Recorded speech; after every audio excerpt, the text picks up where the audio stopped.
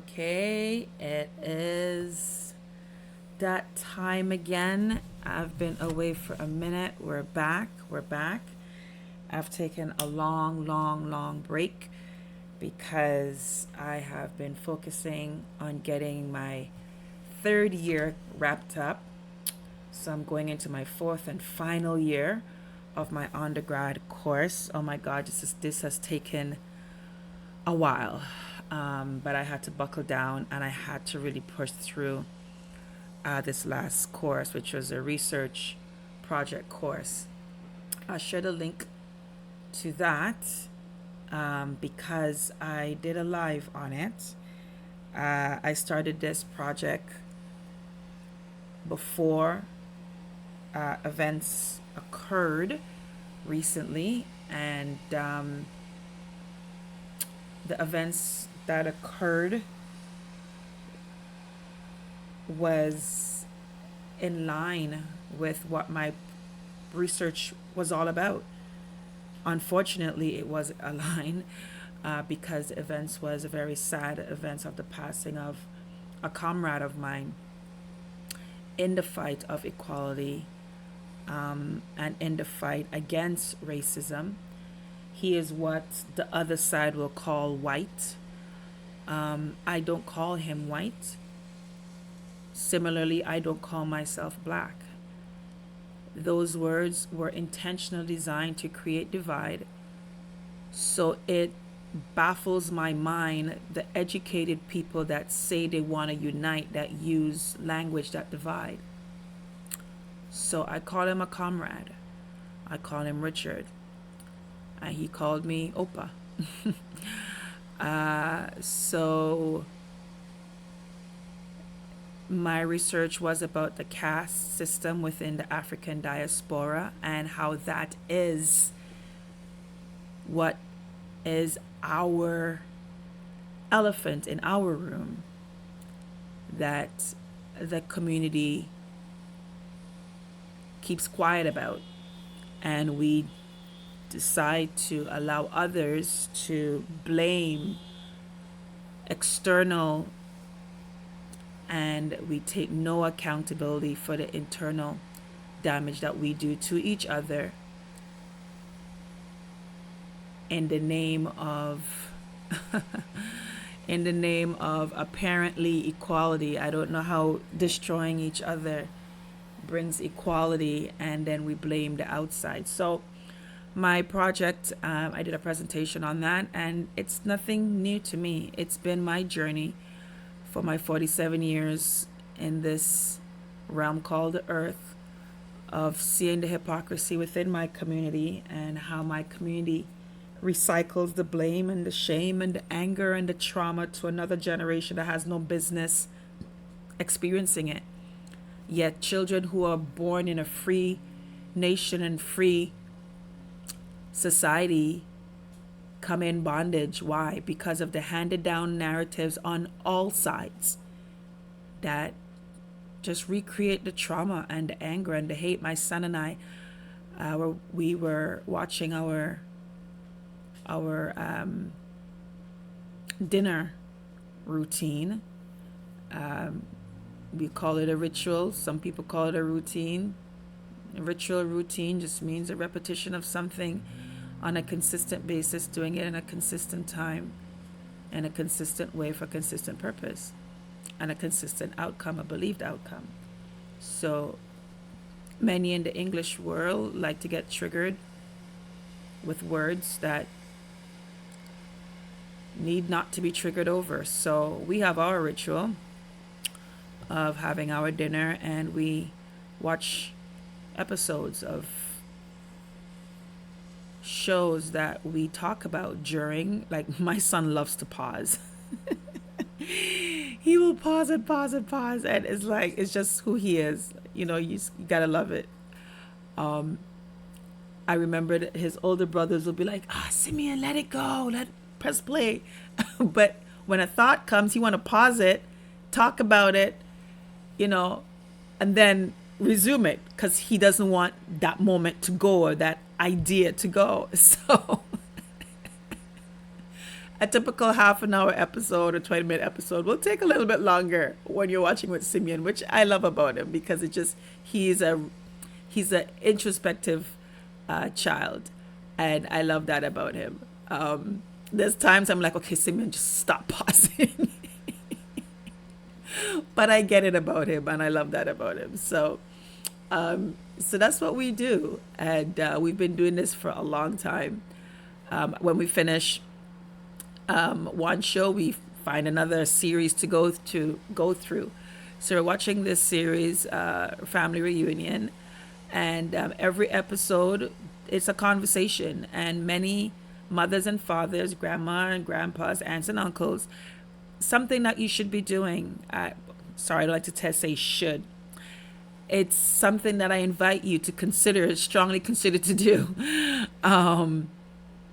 Be a part of your child's life, of what they do, what they. A classmate of mine, Brett, his research project was about gaming, and I would love to do a podcast on each of my classmates' episodes, each of their projects, and just talk it out.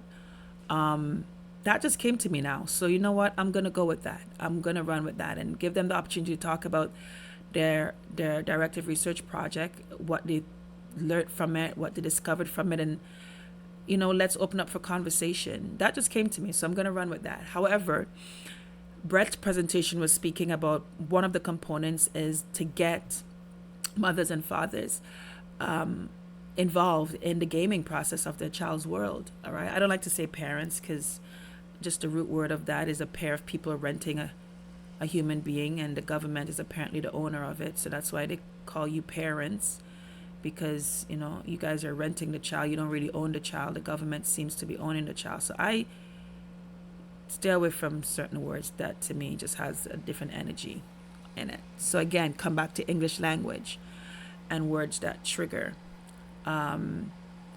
and words that need not trigger, and some words that should be triggering, and staying away from them, not using them. To whom much is known, much is required. For those that don't know, I can't blame you for not knowing. And as soon as you know, the expectations that you do better. So once I know something, I do better. I don't wait for permission. I just do. So mothers and fathers,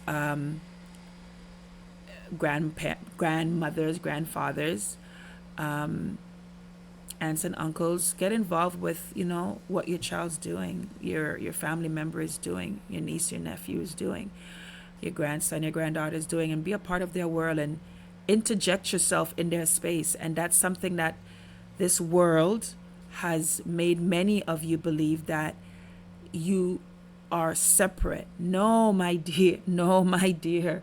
When you separate yourself from your child's world, there's an influence that's present that will take residence. Once you are in that world, there is no space for it. Once it enters, it finds you there, right? Many have made it a negative statement and call it helicopter parenting, helicopter mother, helicopter parents, helicopter whatever. And funny how there is an energy that has gone through and gone amongst us and demonized, made something demonic, make something dark and negative what is actually positive, and then makes you feel like you need to be a hands-off parent. And when your hands is off, whose hands is on? The world. Notice how the world has been so crafty and sneaky, like a serpent, just silently separating you from your children, and tell you hands off, give them wings, and they're there to scoop them up, right? And nobody's really stopped to see the harm and the sneakiness of that mindset. You take your hands off, and the world put their hands on. Listen, no, sir, not in this house. I grew up here, and my father used to say, or other people, but father used to say that a lot. You know, no Sankey sing that song. No Sankey sing that song. No Sankey sing so. So we don't sing that song there. We don't dance to that tune. In my family, my presence is always there. So anything that steps in, it knows I'm there. And that gets a lot of energies upset when my presence is there. So they convince my children to leave the presence and come out into the world, come out from underneath the covering that the Most High has birthed you out of and birthed you through, and chosen that covering to be there for you. Come out from it and run into the world and all the trappings and all the pitfalls and all the slippery slopes that it's there waiting for you to slide into. And then this other mindset that we've allowed is this kicking your child out. And I hear people talking about that. And you think about how beneficial that is to the world when, if you have a family of 4, you have 3 landlords that are very happy. 3 landlords are happy when you believe that mindset, instead of all of you coming together, talk about financial literacy and the power of the family trust and the family's bank account, when all is pooled together and you're swimming in that financial lake of security where you do have your brothers and your sisters back, and you invest and you come out when you own your own, not when you want to rent and give it to another landlord. That's for another financial literacy podcast, you might think. Yes. Mindset shift. Yes. Some mirror work in why there's so much energies that tell you to kick out your child when they're 18. Kick them out. And the world said yes, because landlord says yes. Household of 5, kick them out. Make 4 landlords happy. Yes, my dear, and your money is coming through your family system and wondering why the quote-unquote black community is poor. Don't blame the white man. It's your mindsets that love to run and follow narratives that are not in the best interest of the African community. But hey, the black community has an internal contention with even being called African, of African descent. Throw away blackness, throw away the black and embrace the African. Oh no. Why? Because the world has made you see African synonymous with all of the negativity. So it's embarrassing, it's a shame and the hurt of their narrative telling you that your own sold you. So inside we hate each other. And they never told you the lie of that story. I had the pleasure of meeting those that have the truth when I did the first Pan-African Summit on my platform with Afric Views. And we had a presenter that shared some truths that the African diaspora are separated from, that will throw that narrative out the window. And then you hear those in the quote-unquote white community throw that at your face. Your own sold you. And then you have those in the black community, our own sold us. Oh my God. Yes, continue the narratives that divide and keep feeding the energy that loves the division. As for me and my house, we don't serve that.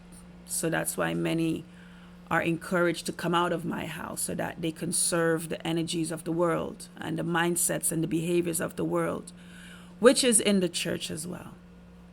The world is in the church.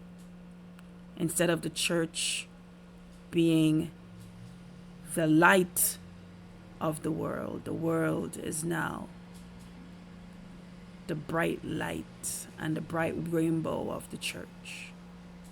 The church is now following the lead of society's narratives. The church is now changing and progressive,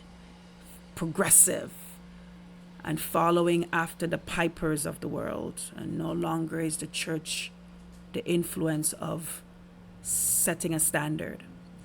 The church now needs to be accepted, so much so that they see standards that are rooted in truth as archaic and old and not contemporary and not progressive. Well, broad is the way, my children, and many find it.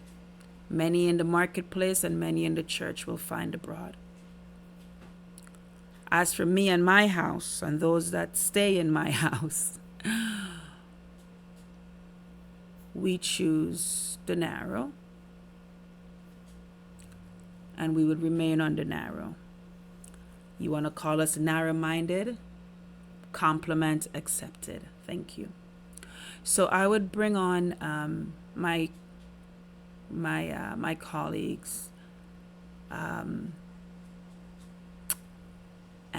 have them share. And I would like to have Brett to share more about his research and encouraging mothers and fathers to get involved in the children's gaming. So I get involved in what my children do always, until they decide to follow the world standards and leave. And they have free will to follow. That's why at the end of the day, we all have to stand account and give our own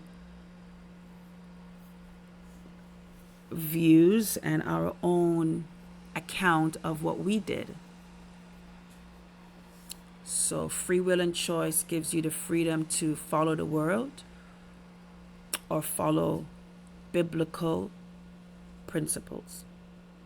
So we watch these shows and we have a discussion, and Simeon will pause and in the midst of when he has an emotional or he has an outbreak and he has to say something comes to him, and we talk it out, and then he press play again. So it's pretty good.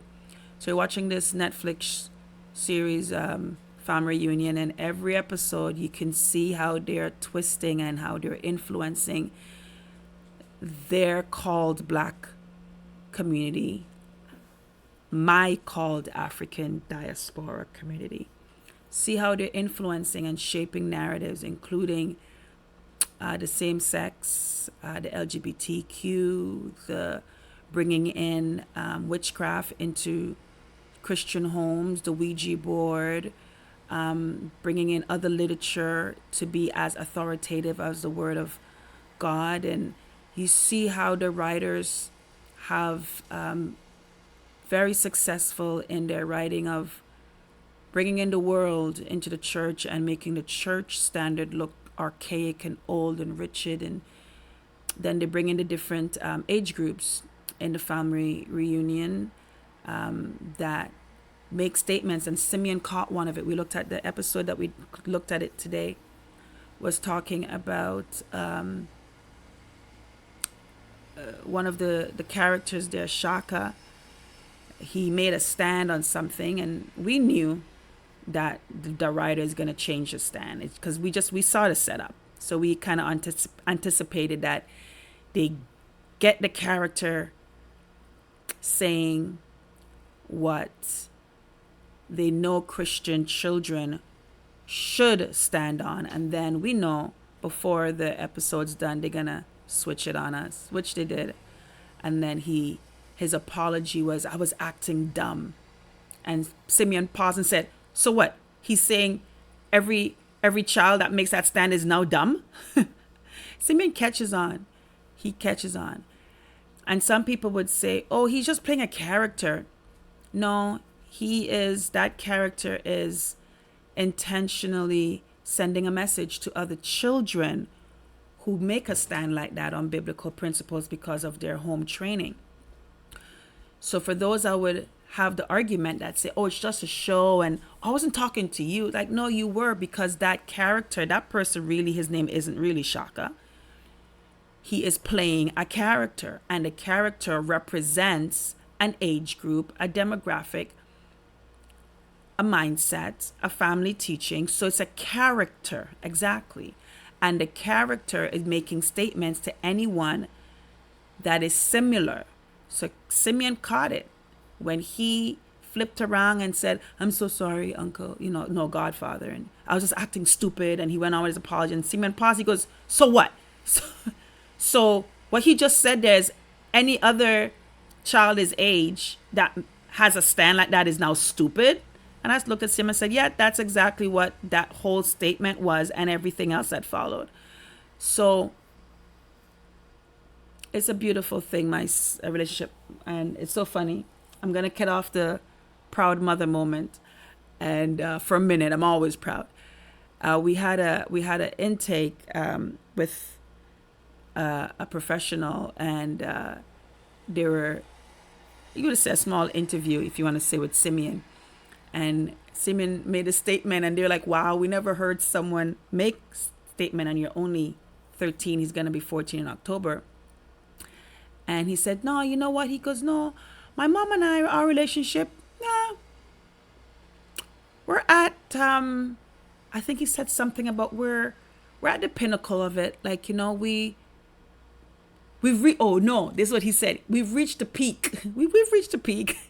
And the adult on the other side said, Opa, how'd you feel about that? We were all laughing. And I said, they're like, I've never heard a 13-year-old say that. Like, you've reached your peak. Your relationship reached your peak. And I said, that's a compliment.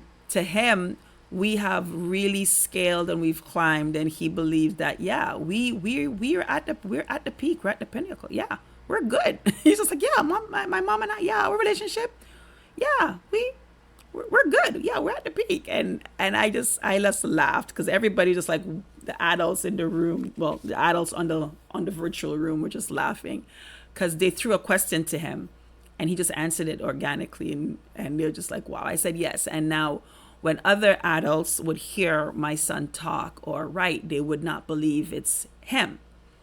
However, you are here and you can attest to yourself that you threw the question at him and he came back all on his own. And he said, my mom and I relationship, no, we're good. Yeah, I think we've reached our peak. We're good. And I was just like, well, I've done my job.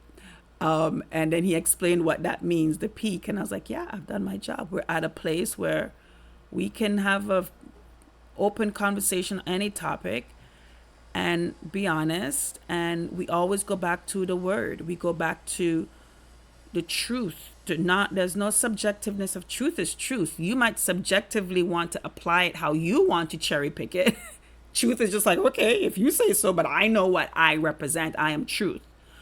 So if you want to run with it that way, sure, that's free will and choice. And I know what I mean. I am truth. And this is what truth represents. You look at nature, and nature shows you what truth represents. So, yeah, it's pretty pinnacle-ish. So I had to laugh when he said that. So I'm back. And as I said, I had to take a break because I had to focus on my directive research, and it was I'm now in the process of going through the publishing of it and getting it peer reviewed, and going to some editors, sending it to some third and fourth professors to give me their critique and stuff, because it's just the beginning. This is just the beginning. There's work to do, and we all should desire to know what our purpose here is.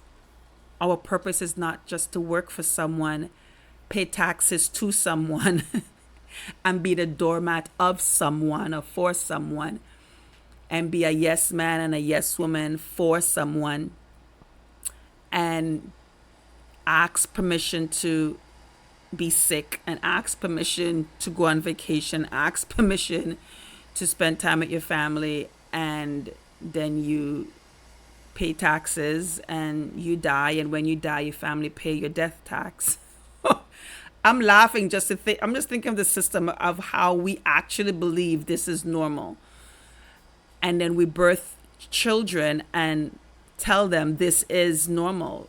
To each his own.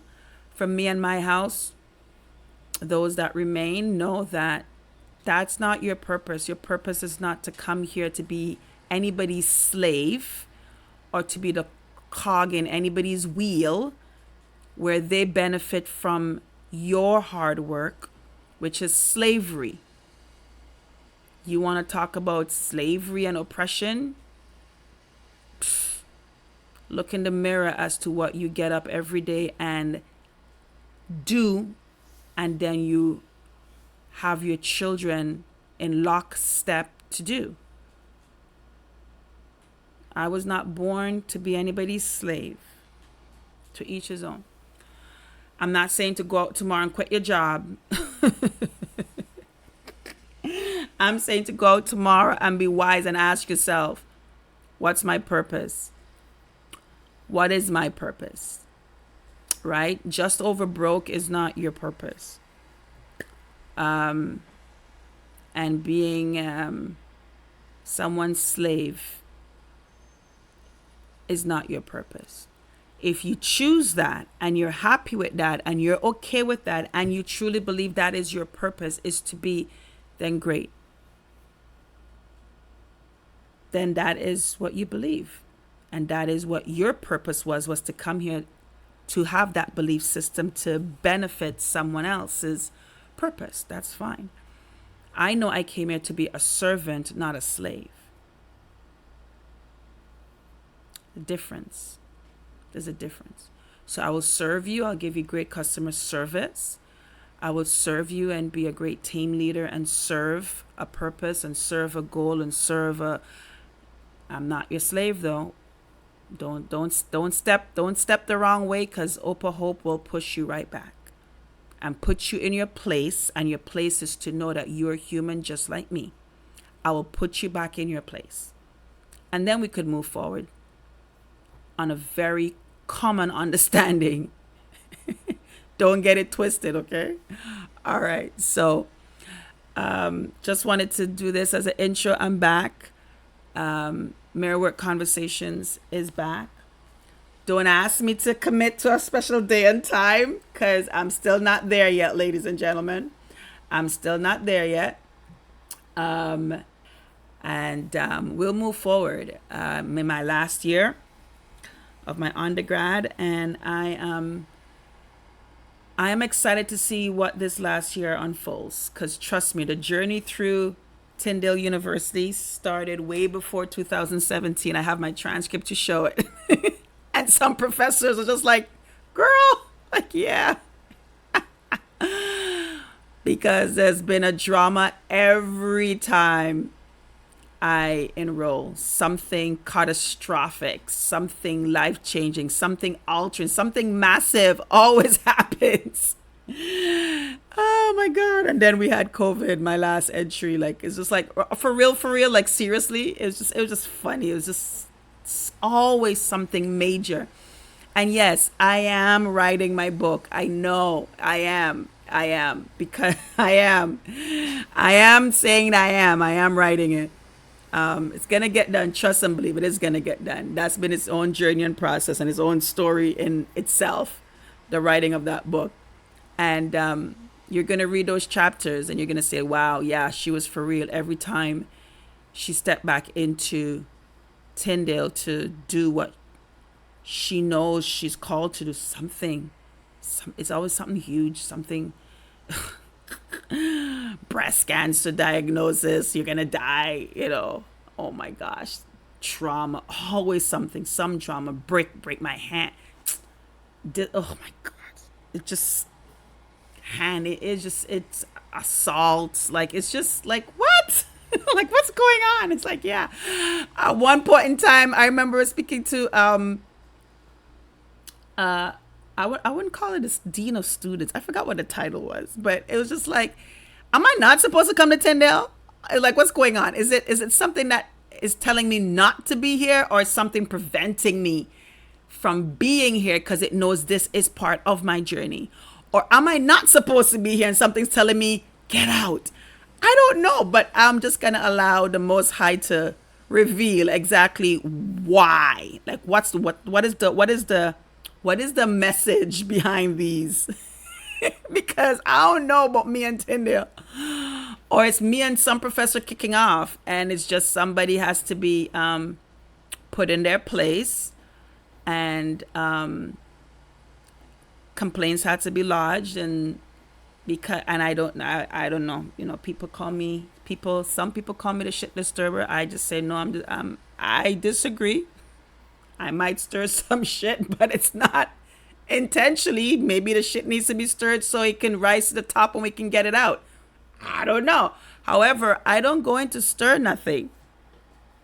I just step into spaces that I am being inspired to, pushed to, told to by the Most High. And when I arrive, energies don't like my presence. It's not my fault. It ain't my fault. I'm just saying it ain't my fault. It ain't my fault that you don't like when I come into the space that you think that you occupy with your darkness and your passive aggressiveness and it's not my fault that I'm gonna put you in your place because maybe you got away with it way too many times, and it's not my fault. So, and I'm gonna stick to it. I'm gonna stick to that. All right, so I'm back. So it says Lady O, stay in action, faith and possibility. I am gonna put the link to my directive research. I just did little clips of it, of the presentation itself. I created Facebook links, YouTube and Instagram links. But I guess YouTube would be the more universal one, because regardless if you're not on those other platforms, everybody can click on a YouTube link. And that's why I did it. It's so that it's accessible to those. But if you're on Facebook, you can find me there. Instagram, find me there. My handle is Opa Hope Day. And you'll see me there. I'm going to put my link tree link as well. And that link will send you to all the other things that I'm doing for such a time as this. Here we go.